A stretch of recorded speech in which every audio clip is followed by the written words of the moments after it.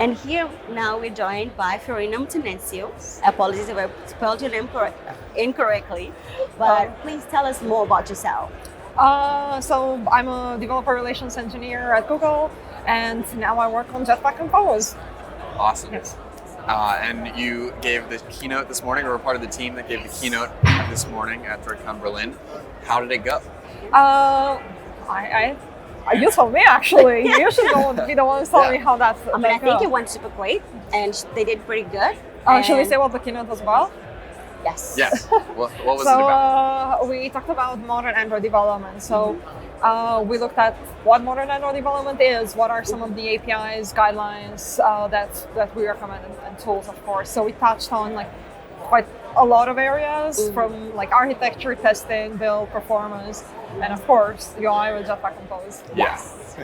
Everyone's new favorite topic. Yeah. I hope so. Yeah. And if it's not, I want to know why. That is true. Yes, because it means that we can make it better. Yeah. That is true. Cool. And to follow up on that, actually, on the same concept of conferences, I want to know how many DroidCons have you been into so far? I think I've been doing talk for like 5-6 years, and I think every year I get to go to maybe 3 DroidCons. Usually it's the DroidCon Berlin, London, and maybe another one like Italy or New York.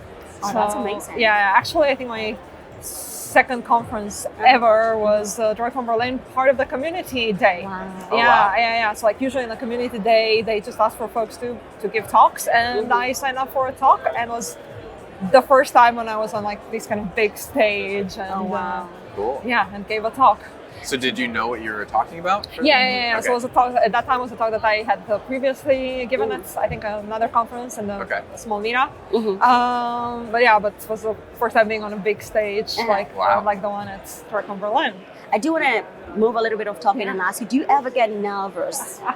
I think so. I think with time you just get better with like hiding the nerves. Like I can definitely tell that yesterday I was like, okay, I didn't rehearse enough. Okay, like the speakers dinner, should we, I have to go back to the hotel and rehearse a little bit more. Yeah. So, for sure. We hear that a lot. Everyone's working on their slides until the very last minute. We try not to, but then it's always like, but like this animation could be a bit better. Or like, oh wait, the color of the font here isn't good. So it feels like slides are never finished. So, And then to follow up on that, actually, I wanted to know, do you get excited? What do you get excited most about in conferences? Oh, and meeting the community. I feel, because in the end, like we're in this online world, and I don't know, you chat with folks on like Twitter or Slack, but it's so different having a conversation face to face. Like being able to chat about, like Jetpack Compose, and then people saying like, I don't know, I had troubles with this. Like, tell me. Like, you're able to ask those follow-up questions that I think online or on Twitter in like 200 characters it's not enough, right? So that's cool. And I think I would answer this question for her. I feel you're excited about like in-person conferences, right? Yes, I am. I definitely There's so missed much more it. emotion. Yeah, for sure. And then I know also as a speaker, I feel like you feed from the energy from the audience, because like, to be honest, at home it just feels like I'm speaking to a wall. So it's so much different in person. Of course, I can understand why we've been at home for all of this time, and I do agree it was better to be at home. But I'm also happy to be back. Cool. So, what advice would you give someone who wants to give their first DroidCon talk? Yes. Go for it. I think when it comes to talks, I think about what is the MVP, what is the minimum viable product. So usually when you apply to a conference, you have to go through the call for paper. So this means that you have to write an abstract where you talk about what you would cover. And the thing is that at the first stage, you just have to do this. So think about a topic and then write that abstract. Because you only have to write the actual content once the talk was accepted. So, like take it small.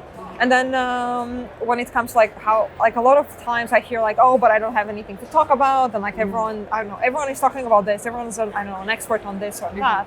And I don't think it's really like that. I think even if it's a topic that you've heard a lot about, some things don't click. So for example, well, the best example I have, I remember Christina Lee and Juan Fedel, they were talking at one point about like Kotlin internals, and they were talking about some stuff that like I just couldn't get. Like I had read multiple books and articles and I just didn't get, but then they explained it in a way that was like, now I get it. Yeah. You know, and it's that aha moment that, I don't know, happened in a way for you, but differently for you. And I just didn't get it. But then hearing your way of explaining things makes me understand things better. And actually on that, I feel like that is me and Room database, because I watched her videos and it clicked.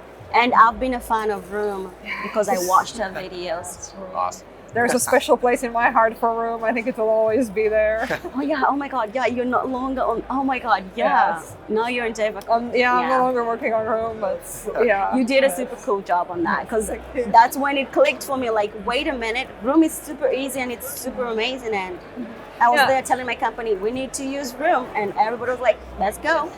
And then if you're thinking about giving a talk, it's also, I know what I suggest folks to do is keep a list of the things, of the challenges that they face, because chances are that you're facing a challenge and maybe not today, but tomorrow you're going to face the same challenge as he did. So then it's, I don't know, it's just going to help the community. I really like this idea of helping the community.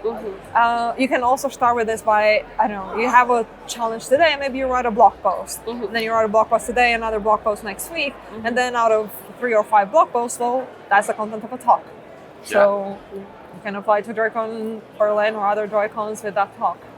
Awesome. Yeah, everyone's experience matters, and all those different ways of viewing the problem really help people break down. Actually, some of the talks that I like best are, I don't know, like these, the stories of like, okay, we, I don't know, migrate to Compose, or we wanted to architect our apps better, like, but here's what worked for us and here's what didn't. Okay.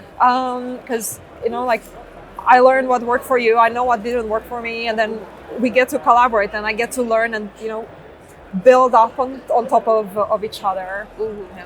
Yeah. Awesome. I love great. that. Great answer. So are there any talks that you are looking forward to attending?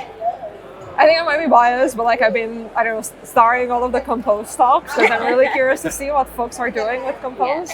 So yeah, there's also a Matt panel later today that I think it's worth checking out. All right.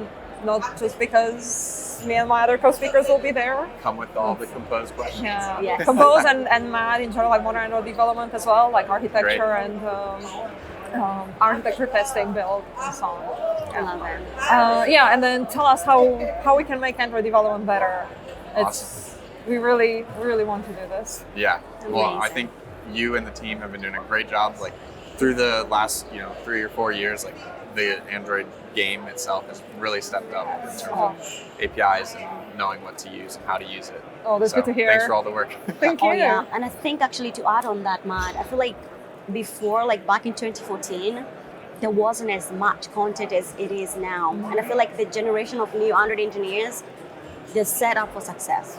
I think that's also because of the Android community. Like I think Android as an OS it has always been open source, right? And I think that contributes to the sense of community, and that contributes to the fact that to this like knowledge sharing that you see in the Android community with talks like at DroidCon, but also with like blog posts, with libraries.